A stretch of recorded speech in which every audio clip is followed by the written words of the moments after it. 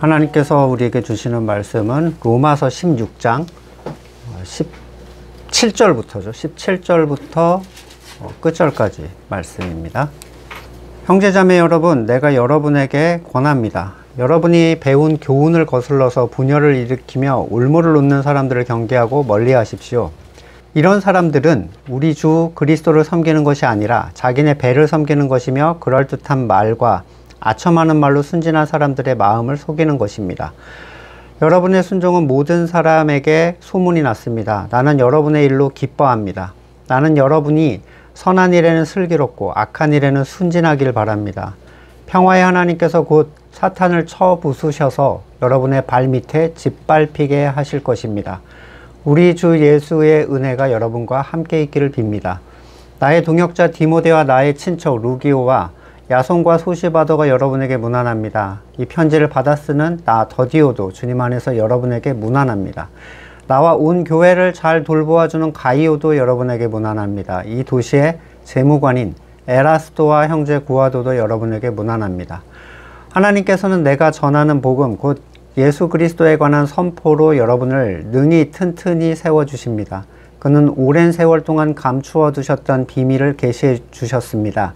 그 비밀이 지금은 예언자들의 글로 환히 공개되고 영원하신 하나님의 명을 따라 모든 이방 사람들에게 알려져서 그들이 믿고 순종하게 되었습니다. 오직 한 분이신 지혜로우신 하나님께 예수 그리스도로 말미암아 영광이 영원 무궁하도록 있기를 빕니다. 아멘. 한참 로마 교회 성도들에게 안부를 보내던 바울이 갑자기 중간에 이단에 대한 경고를 끼워 넣었어요. 이단에 대한 경고가 마지막에 강조된 이유는 아무리 복음이 전해졌더라 하더라도 그걸 완전히 무마시킬 수 있는 게 이단이기 때문이죠. 이단에 대한 경계가 있는 이유는 구원이라는 게 떨어질 가능성이 있기 때문이에요. 자, 50m에서 뛰어보신 적 있나요? 50m에서 뛰어보신 적? 번지가 있죠. 아파트 18층 높이인데 제가 예전에 배낭여행을 갔을 때 거기 이렇게 뛰어내리는 데가 있었어요. 다리. 저희 그룹 중에 하나 그걸 그렇게 하고 싶어 하는데 저는 너무 싫었거든요. 근데 예약이 안 됐어요. 너무 감사하게. 그걸 왜 하려고 할까? 너무 저는 높은 데를 싫어하거든요. 왜 하려고 할까? 죽지 않기 때문에 하는 거죠. 예. 죽지 않는다고 확신하니까. 안전이 보장된다면 스릴이에요. 안전이 보장되면 일탈은 새로운 경험이고 즐거움이 됩니다. 이단을 경계해야 되는 가장 분명한 이유는 그게 구원을 떨어뜨릴 위험이 있기 때문이에요. 율법주의, 영지주의, 뭐 이런 이단도 문제지만 더 문제가 되는 건 뭐예요?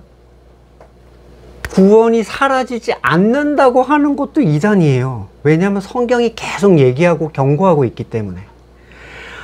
한 번 구원을 받으면 절대 떨어지지 않는다는 사상은 과연 바울이 말하는 복음과 동일한가? 떨어질 이유가 없다면 경고가 필요한가? 구원에 대해서 조심할 필요가 없다면 힘을 써야 될 필요가 있는가? 은혜는 거듭난 성도에게 아무것도 요구하지 않는 것인가? 여러 가지 질문을 우리가 던져볼 수 있죠. 그리고 말씀 안에서 찾아봐야 돼요. 바울은 자신의 복음의 전파가 헛된 것이 될까봐 두려워했어요. 또한 성도들에게 그걸로 주의를 줍니다. 여러 가지 본문 중에 몇 개를 골라봤는데 고린도후서 11장 3절 그러나 내가 두려워하는 것은 뱀이 그 간사한 꾀로 하와를 속인 것과 같이 여러분의 생각이 부패해서 여러분이 그리스도께 대한 진실함과 순결함을 저버리게 되지는 않을까 하는 것입니다. 저버려도 구원을 받을 수 있는 건가요? 갈라디아서 4장 11절 내가 여러분을 위하여 수고한 것이 헛될까 염려가 됩니다. 헛돼도 구원이 가능한데 뭐하러 염려를 하겠어요? 고린도전서 9장 27절 나는 내 몸을 쳐서 굴복시킵니다. 그것은 내가 남에게 복음을 전하고 나서 도리어 나 스스로 버림을 받는 가련한 신세가 되지 않으려는 것입니다. 버림을 받을까 두려워하고 있는데 버림을 받아도 천국은 가는 거야 라고 얘기를 하는 거예요 지금.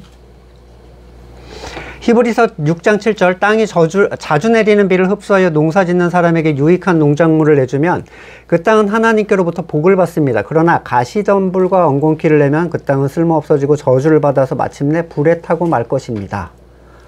불에 타고 만다. 이게 영원한 구원을 얘기하는가? 에베소서 5장 6절 여러분은 아무에게도 헛된 말로 속아 넘어가지 마십시오.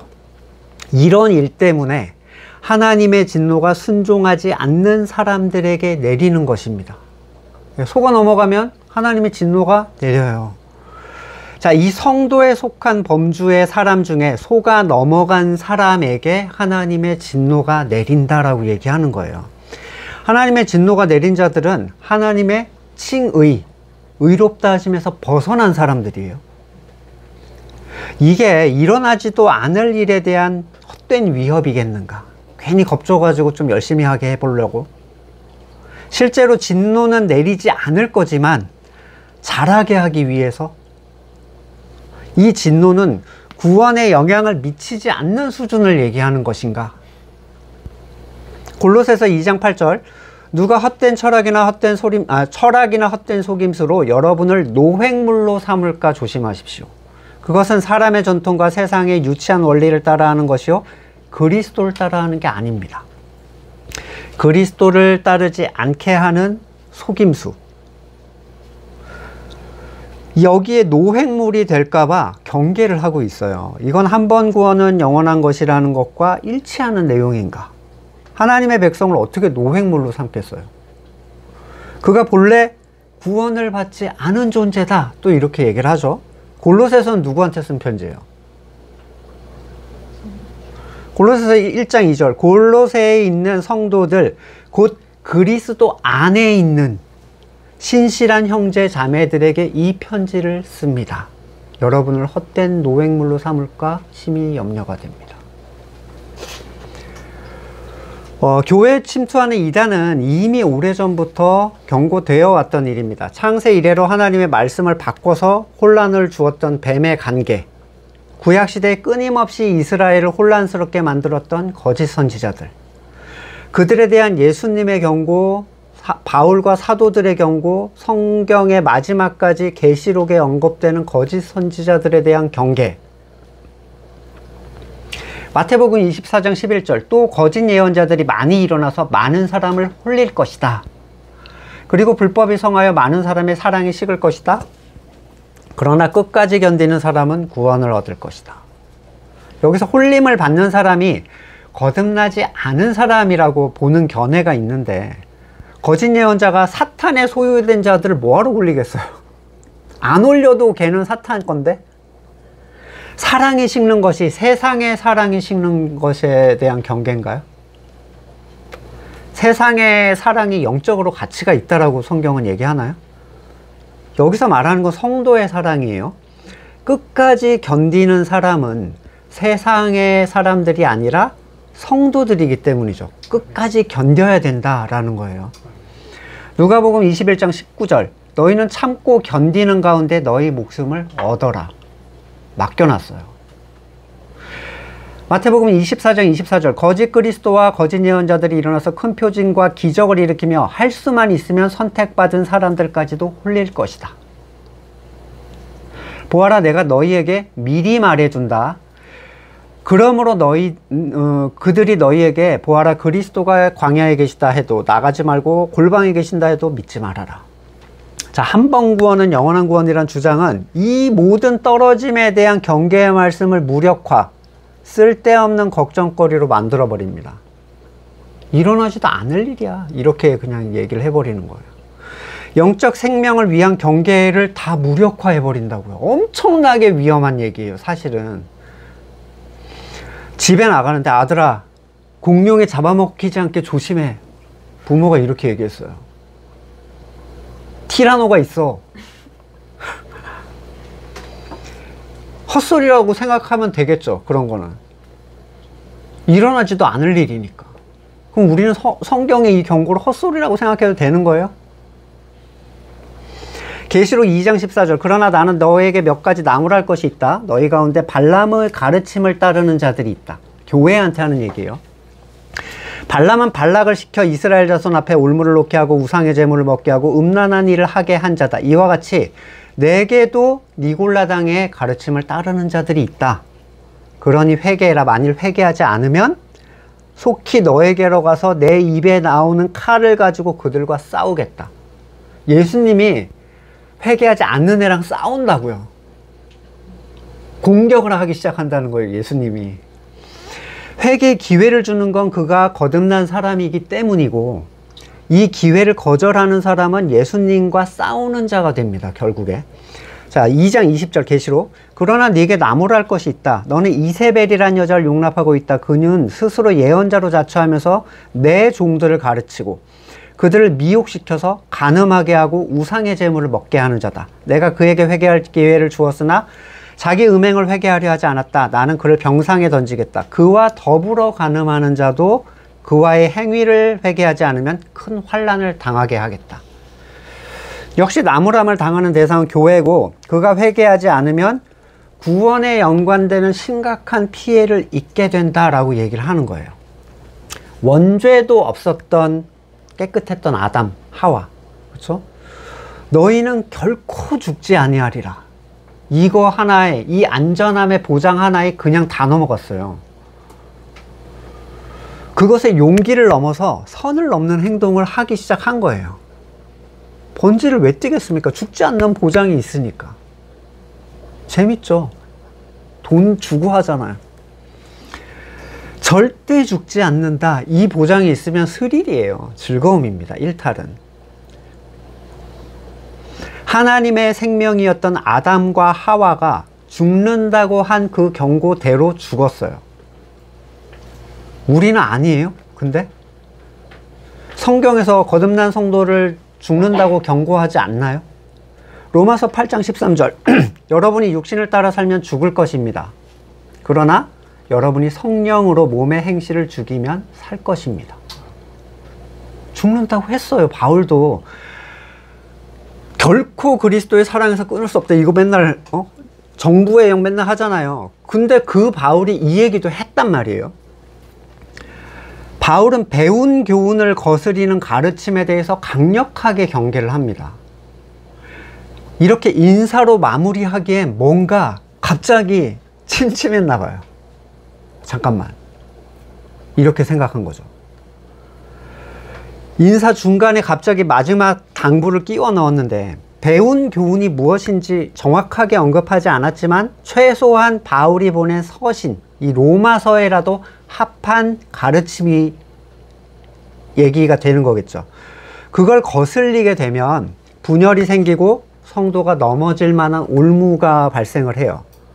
최소한 로마서의 가르침 안에 머물러 있는 것은 매우 중요한데, 로마서가 성도의 영원한 구원을 얘기하는가?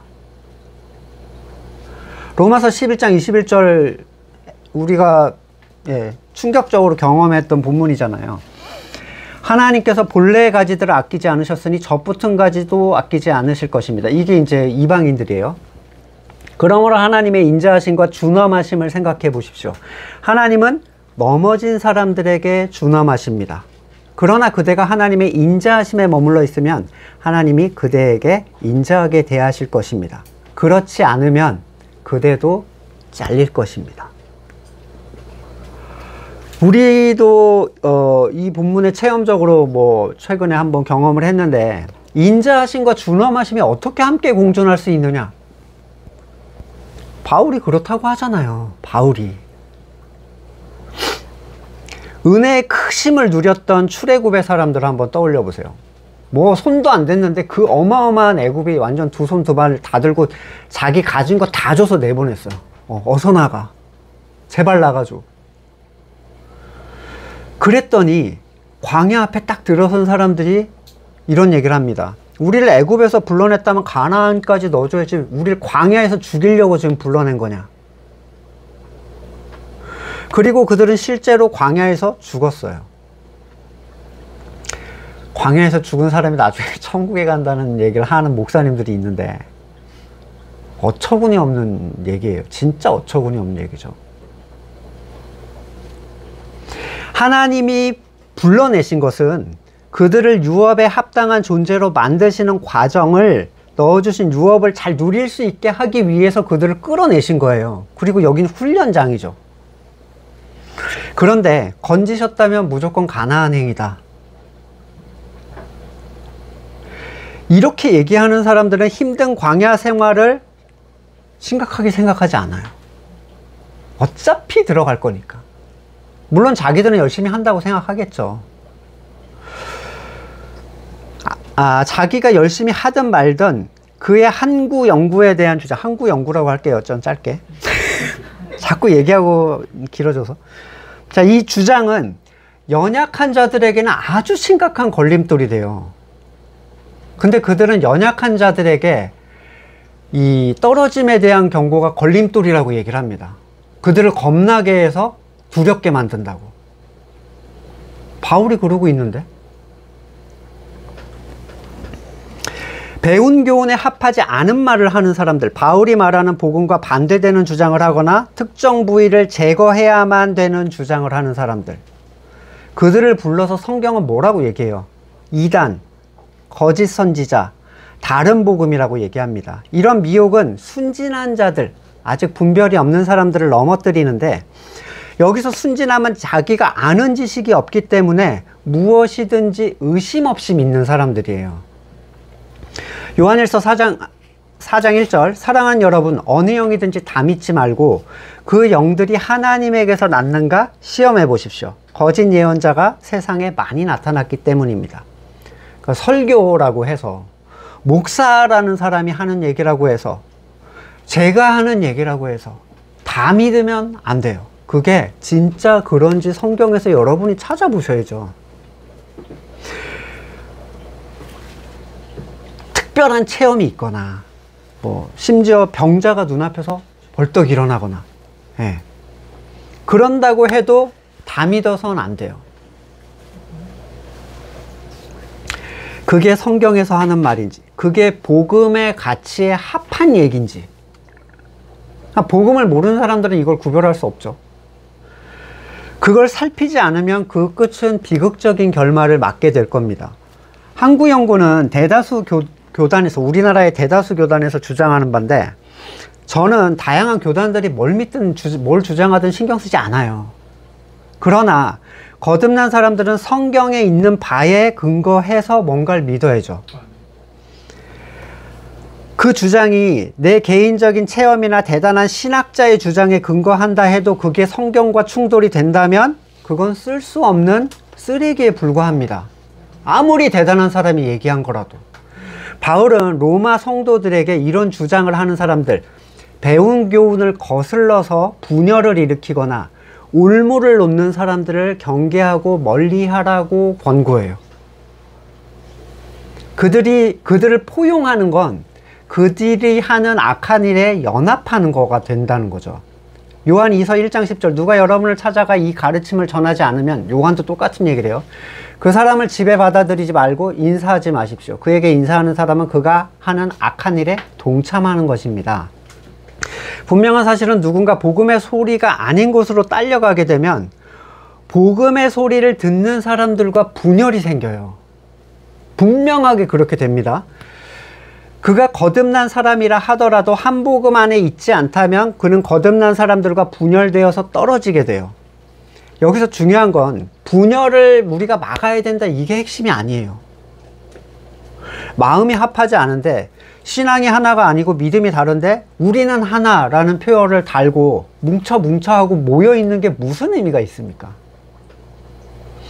고린도전서 11장 18절, 첫째로 여러분이 교회에 모일 때 여러분 가운데 분열이 있다는 말이 들리는데 그것이 어느 정도는 사실이라고 믿습니다. 하기야 여러분 가운데서 바르게 사는 사람들이 환히 드러나려면 여러분 가운데 파당도 있어야 할 것입니다. 분열이 발생할 수는 있어도 한 성령으로 한 말씀 안에 있는 사람들은 분열되지 않아요. 왜냐하면 한 성령님은 하나의 말씀을 거듭난 자에게 한 마음이 될 수 있도록 알려주시는 분이에요. 그러니까 말씀 때문에 분열이 된다는 건 있을 수 없는 일이라고요. 떠나신 분들은 항구 연구를 주장하시는 어떤 그룹을 찾아가실 수 있겠죠. 근데 생각해 보세요. 참된 공동체와 다른 모든 게 다 같은데 항구 연구에 대한 주장만 달라. 성경의 경고를 날려버리는 항구 연구의 신앙 모임의 공동체에 성령님의 인재가 있겠는가? 그 많은 경고를 날려버리는 항구 연구의 그룹에 성령님이 인재가 있겠는가? 그걸 믿는 사람들의 그룹에. 야, 너네는 성경과는 다르게 생각하지만 또 그런 애들이 모여 있으니까 내가 너희와 함께 하리라 이러시겠어요? 너네는 걔네랑 따로 모이면 되겠다. 그들이 온전한 교회가 될 수 있겠는가? 그들에게 성경에서 약속한 언약이 성취되고 교회가 단단해지고 커가는 모습을 볼 수 있겠는가?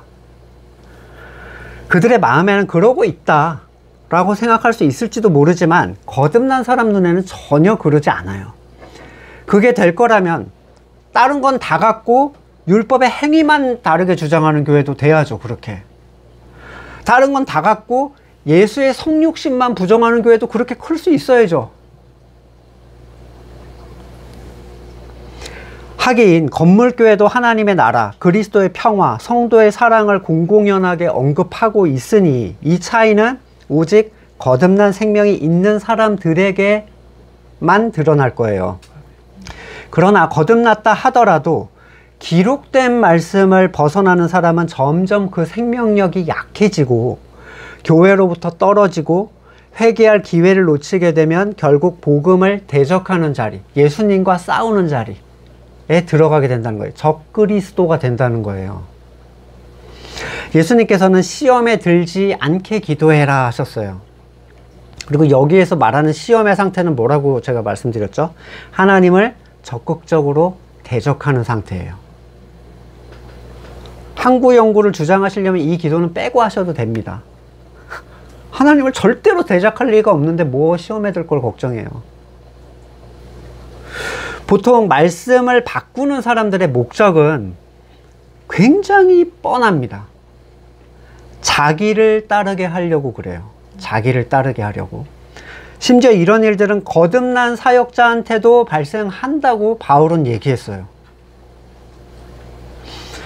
그가 과거에 어떤 놀라운 체험을 했던, 얼마나 대단한 복음을 분명하게 전했던 중요하지 않아. 말씀을 만약에 그가 튼다, 그럼 걔는 간 거예요, 이미. 사도행전 20장 28절 이하에 양떼에 대한 보호를 에베소 교회 장로들한테 말하잖아요. 여러분, 양떼 가운데 감독으로 세우셔서 하나님께서 자기 아들을 피로 사신 교회를 돌보게 하셨습니다. 내가 떠난 뒤에 사나운 이리들이 여러분 가운데 와서 양떼를 마구 헤아리라는 걸 압니다. 바로 여러분 가운데서도 제자들을 이탈시켜서 자기를 따르게 하려고 어그러지는 말을 하는 사람들이 나타날 것입니다. 그러니까 유혹이죠. 이제 말씀을 전하는 사람에게는 이게 유혹이 된다는 거예요. 날 따라오게 해야지. 거기에서 그가 누리는 유익이 뭡니까? 영광을 스스로 취할 수 있어요. 대단한 목회자, 하나님의 사도 위로 확 올라갈 수 있어요. 그는 그리스도를 향한 생명에서 떨어져 있는 사람이에요. 자기의 영광을 추구하는 사역자에게 하나님의 생명이 공존할 수 없습니다. 그런 유혹은 있을 수 있으나 말씀을 바꿔서 자기를 따르게 하고자 한다. 이거는 어마어마한 책임을 져야 될 사람이에요. 그런 사람들은 듣는 사람의 기분을 위해서 배려라는 이름으로 복음의 날카로움을 무디게 만듭니다. 연합이라는 이름 아래서 복음의 배타성을 삭제시켜요.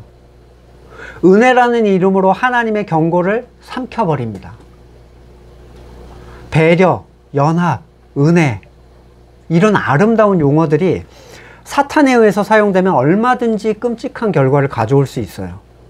빌립보서 3장 18절, 내가 여러분에게 여러 번 말했고 지금도 눈물을 흘리면서 말하지만 그리스도의 십자가의 원수로 살아가는 사람이 많이 있습니다. 세상 얘기하는 거예요? 여러분에게 하는 얘기예요. 빌립보 교회 성도들에게. 그들의 마지막은 멸망입니다. 이렇게 말해도 항구연구래. 미치겠다니까 나 진짜. 어떻게 해야 돼요 이분들을. 항구연구라고. 아니 이렇게 많은데. 그들은 배를 자기의 욕구를 하나님으로 삼고 자기네 수치를 영광으로 삼고 땅의 것만을 생각합니다. 성도 중에 이런 사람이 있다는 거예요. 로마 교회의 순종 보시면 다른 공동체에 이미 쫙 알려진 교회였어요. 그리고 바울은 그 일로 매우 기뻐했는데 이 순종은 교회 일을 권유하는 목회자에게 하는 순종이 아니죠. 성가대 하십시오, 집사하십시오, 주방봉사하십시오, 이런 거 순종이 아니에요. 말 그대로 복음에 순종하는 거예요. 복음은 뭘 얘기하죠? 사람이 선이 없고 의가 없어, 주권이 없어, 구원의 주권이 없어요. 복음은 이 모든 가치가 없다는 것을 알게 하신, 하나님이 알게 하신 그 사람이 절망에 있는 그 존재들에게 온전히 그리스도를 의지하는 법을 알려줘요. 또한 그 가치에 함께 동의하는 사람들을 하나로 묶어서 교회가 되게 해줍니다. 교회는 사람이 만들 수 없어요. 절대로. 왜냐하면 이런 사람들을 사람이 만들 수 없거든요. 19절에서 말하는 선한 일과 악한 일, 이거는 인본주의적 교훈으로 너무 잘 쓰이죠. 착하게 살아라 이렇게. 그들에게는 세상의 선이 곧 선한 일이에요. 세상의 악이 곧 악한 일이에요. 하나님의 궤를 붙잡았던 우사, 예수님의 죽음을 막으려고 했던 베드로, 나의 좋은 의도는 아무런 소용이 없어요. 내 선으로부터 나온 거거든요. 세상이 이해할 수 없는 영역에서 성경이 말하는 선과 악은 선악의 주권자이신 하나님의 뜻에 합한가 그렇지 않은가, 이걸 뜻하는 거고, 이건 단순히 특정 행위의 수행이나 제어의 명령이 아니라는 건 너무나도 당연한 얘기입니다. 그럼 뭐 맘대로 살란 얘기냐? 아니죠. 정말 거듭난 사람은 자신이 이 선을 스스로 만들어낼 수 없다는 걸 깨닫게 된 사람들이에요. 그래서 그들은 로마서 7장 하반부의 얘기에 절감하는 사람, 오라 나는 공고한 사람이다. 마음의 원함은 있으나 수행할 수 없는 사람들. 그래서 그 사람들이 그리스도를 의지하는 거예요. 의지해서 내가 이걸 행할 수 있게 해주세요, 이래서 의지하는 게 아니에요. 행할 수 없기 때문에 덮어달라고 의지하는 거예요. 행하심은 나중에 자연스럽게 끌어가실 하나의 과정일 뿐입니다. 성공의 영역뿐만 아니라 실패의 영역에서도 그리스도를 의지합니다. 왜냐하면 그리스도를 의지하는 그분 안에 있는 사람에게는 결코 정죄함이 없다는 약속이 보장돼 있어요. 근데 이거를 항구연구에다 끌어붙이면 어떻게 해? 이게 참 곤란하죠. 이 보장은 그리스도 안에 있기 위하여 사는 성도들을 위한 가치지, 항구연구를 그냥 거듭났으니까 넌 천국이야, 이걸 얘기하는 게 아니라는 거예요. 선한 일에 있어서 성도는 열정적이기보다는 지혜로워야 한다, 바울이 얘기하는데, 여기 사탄은 선한 일의 영역에 자기 걸 섞게 만들 수가 있어요.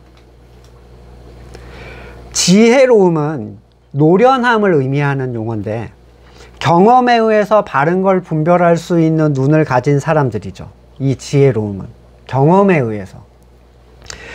악한 일에 순진하다는 의미도 사실 비슷해요. 이 선한 거랑. 순진하다는 의미는요, 혼합되지 않았다라는 얘기를 해요. 혼합되지 않음. 근데 항상 사람의 것을 섞는 것은 하나님의 일에 문제를 일으켜 왔습니다. 태초부터 지금까지 뭐 하나 살짝 섞으면 부패가 일어나요, 그 안에. 악한 일에 대해서도 우리는 하나님의 것을 섞어서 그렇지 않은 것처럼 만들 수 있어요. 내가 뭔가 열심히 막 추구하고 의도하는 바가 있는데 거기다 하나님의 일 딱 올려놓으면 어떻게 돼요?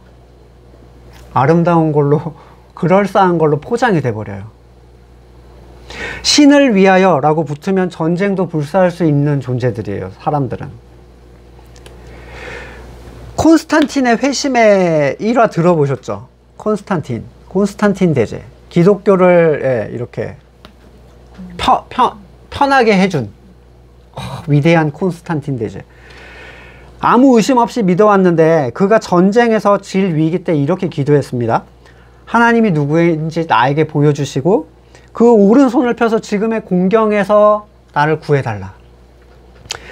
강렬하게 기도하고 있을 때 놀라운 표적 하나가 하늘로부터 나타났는데 정오쯤 돼서 날이 기울기 시작할 때쯤 태양 위에 빛으로 만들어진 십자가 형상이 나타났대요. 그리고 거기에 이것으로 정복하라라는 글귀가 써져 있었대요. 예. 그래서 이 광경을 보고 놀라움에 사로잡혀서 그를 따라서 원정길에 올랐던 이 병사들도 봤다는 거예요. 이 환상의 의미가 뭘까? 마음속으로 막 의문을 품고 계속 숙고하고 추리하는 동안 밤이 됐는데 꿈속에서 그리스도께서 다시 나타나가지고 낮에 하늘에 보았던 것과 똑같은 표적을 들고 나타나서 그에게 하늘에서 본 것과 똑같은 표적을 만들어서 원수들과의 싸움에서 늘 그걸 보호물로 사용하라고 명령하셨대요. 복음의 가치를 아는 사람들은 여기서 이제 입꼬리가 슬슬 올라가잖아요. 이 인간이 무슨 얘기를 하고 꾸미고 있구나. 그래서 그는 날이 밝자 자리에서 일어나서 놀라운 일을 친구들에게 전했어요.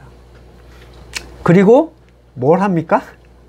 금과 보석 세공가들을 모아놓고 그가 보았던 표적의 모양을 설명해주고 금과 보석으로 그걸 재현시키라고 말을 합니다.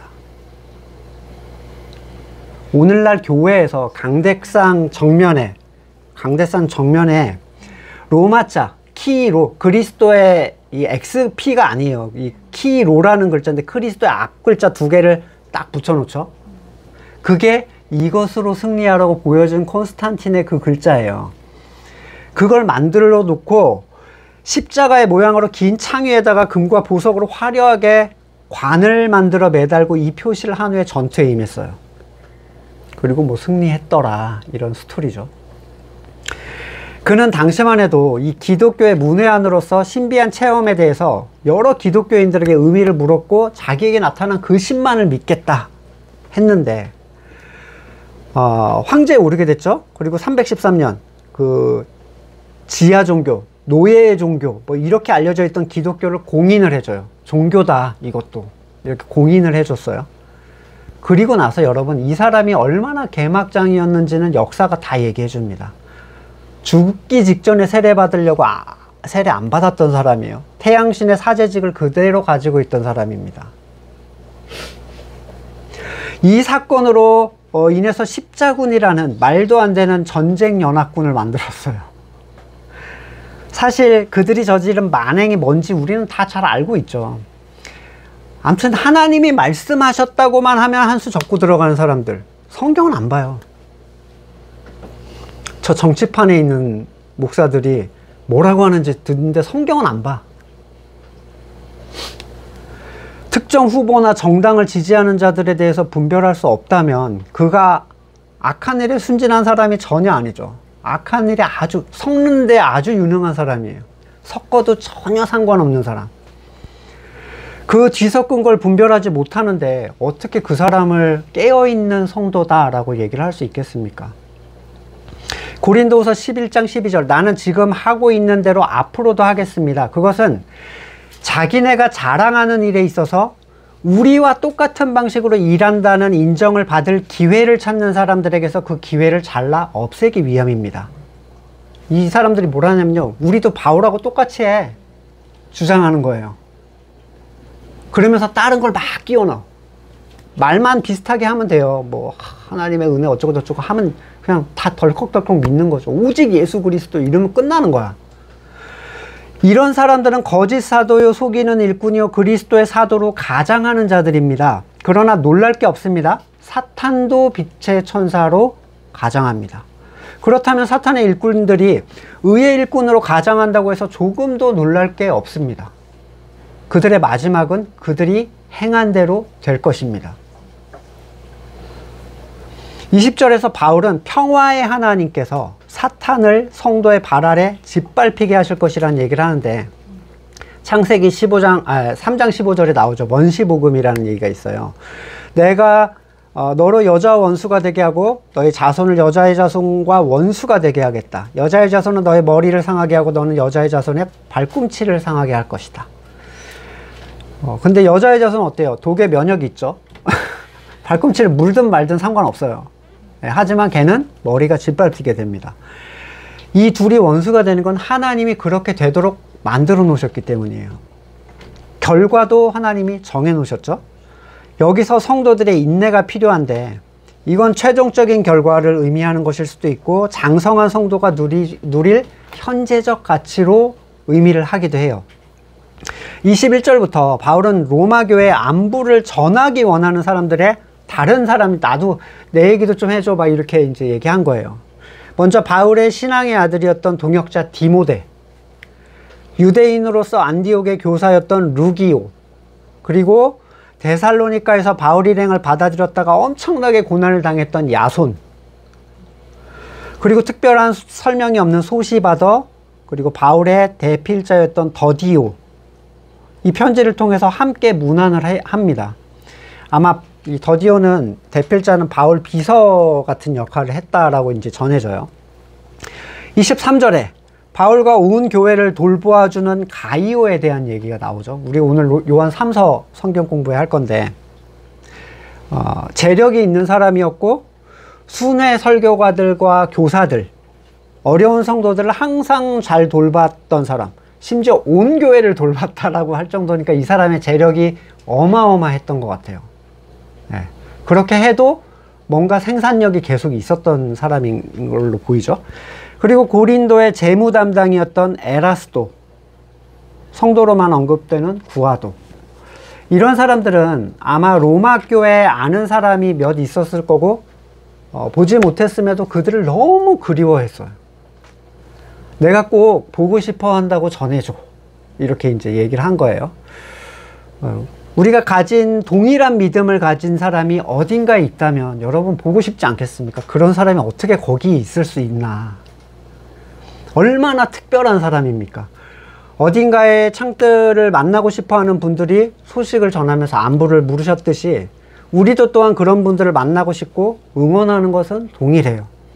이건 한 신앙을 가진 사람들의 자연스러운 소망과 연합입니다. 바울은 24절에서 자신이 전하는 복음, 곧 예수 그리스도에 관한 선포를 통해 교회가 세워진다라고 얘기를 해요. 후원을 통해 아니죠. 대단한 재력을 통해서도 아니에요. 교회는 사람의 조직이나 프로그램, 계획, 물질, 권력자의 도움이나 인간적 헌신이나 그 어떤 것으로도 단단해질 수가 없어요. 오직 복음에 속한 말씀을 통해서 교회는 세워집니다. 이것은 그 말씀을 듣는 거듭난 사람 안에서 작용하시는 하나님의 능력이에요. 복음 자체가 성도를 교회되게 한다는 사실은 머리로는 알아도 체험적으로 알기는 쉽지 않아요. 먼저는 내 자신이 거듭난 존재여야 되고, 바른 말씀의 선포를 들은 적이 있어야 되고, 그러한 사람들의 연합에 속해 있어야 돼요. 이 세 가지가 있어야 교회가 뭔지를 알게 돼. 거듭나지 않은 사람도 쉽게 세례받고 항존직받고 목회자가 되는 시대잖아요. 세속을 말하고 개인의 의와 선을 함께 추구해주는 설교의 시대가 됐어요. 거듭난 사람들을 눈 씻고 찾아봐도 발견하기 어려운 시대에 사실 복음으로 교회가 튼튼해진다라는 얘기는 무슨 전설 속에나 나온 얘기예요. 그걸로만 어떻게 돼? 이렇게 얘기해요. 하지만 우리는 보고 있죠. 네. 어떠한 조직이나 프로그램이나 세상적 틀이 필요 없어요. 결국 사람들은 자기가 만날 수 없는 교회를 보이게 만들어 놔야 되잖아요. 이게 로마가 한 짓이에요, 여러분. 카톨릭이 한 절망적인 그런 교회는 절대로 복음의 가치로 튼튼해질 수 없기 때문에 복음을 마음대로 바꿔서 앞에다가 예수를 붙여요. 그래서 과로하고 주 예수 그리스도가 됐어요. 주식회사죠. 조직 프로그램 행사 세우고 그걸 유지하기 위해 헌금을 강요하거나 만들어 놓고, 건물 세우고 일을 만들어서 달아나지 못하게 목줄을 채워 놓고, 벗어나려는 사람들을 정죄하고. 신앙은, 여러분, 신앙은 영원한 생명에 관한 거잖아요. 성경은 영원한 거에 대한 얘기를 하잖아요. 그런 게 진짜 중요합니까? 지금까지 내가 해왔던 틀, 만들어진 교회의 전통들, 그게 말씀에 말하는 것보다 더 중요해요. 지금까지 만났던 사람들과의 관계, 내가 쌓아왔던 의와 그걸 물려줄 일들이 영원한 생명 앞에서 그게 그렇게 중요한가요? 우린 그걸 벗어난 사람들이잖아요. 함께 신앙생활을 한다던 가족과의 분리, 이거 엄청 어려운 거죠. 진짜 거듭나지 않은 사람들에게는 정말 이거 진짜 어려운 일이에요. 쌓아왔던 의의 행위, 다녔던 사람들과의 그 끈끈한 관계들. 성도를 모이게 하는 건요, 앞에서 말했던 예수 그리스도에 관한 선포 때문에 모이는 거예요. 우리는 그 말씀에 힘이 있고 그 안에 있는 생명을 느끼고 그것이 주는 영향력을 맛봤기 때문에 모이는 겁니다.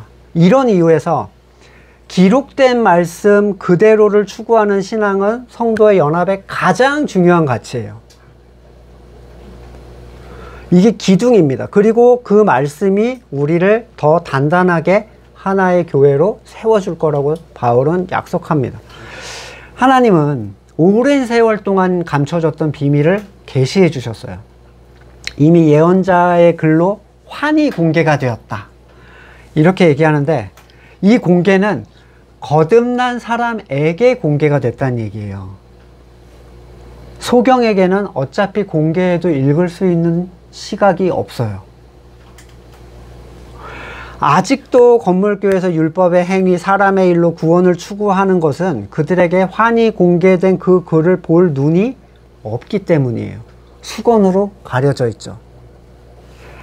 사도행전 28장 25절, 성령께서 예언자 이사야를 통해 여러분 조상에게 하신 말씀은 적절합니다. 이 백성에게 가서 말해라. 듣기는 들어도 깨닫지 못하고 보기는 보아도 알지 못한다.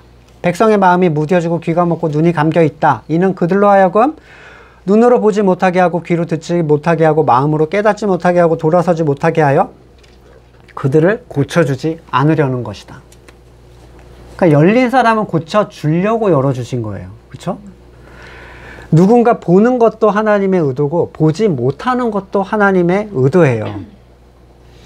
하나님의 말씀이 선포되어도 오직 택함을 받은 사람만이 그분의 말씀을 듣고 거기를 따라갈 수 있습니다. 왜냐하면 그 이외의 사람들에게는 그게 복음으로 들리지 않는 신비에 감춰진 영역이 돼버려요. 그렇게 좋은 건데 엄청 기분 나쁘게 받아들여요. 그래서 보셨죠? 많이 보셨죠? 아니, 이 좋은 걸 얘기했는데 엄청 불쾌하게 생각하고, 예, 화냅니다. 도대체 왜 저러는 건지 모르겠어요. 정말 많이 봤어요. 아무리 제가 풀어서 설명을 해줘도 전혀 보지 못하고 듣지 못하는 사람처럼 반응하는 걸 봤어요.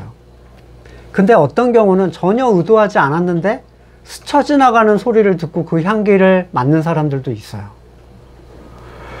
구원은 오직 하나님의 주권이고 하나님은 미련해 보이는 복음의 선포를 통해서 이 일을 하시겠다고 하셨습니다.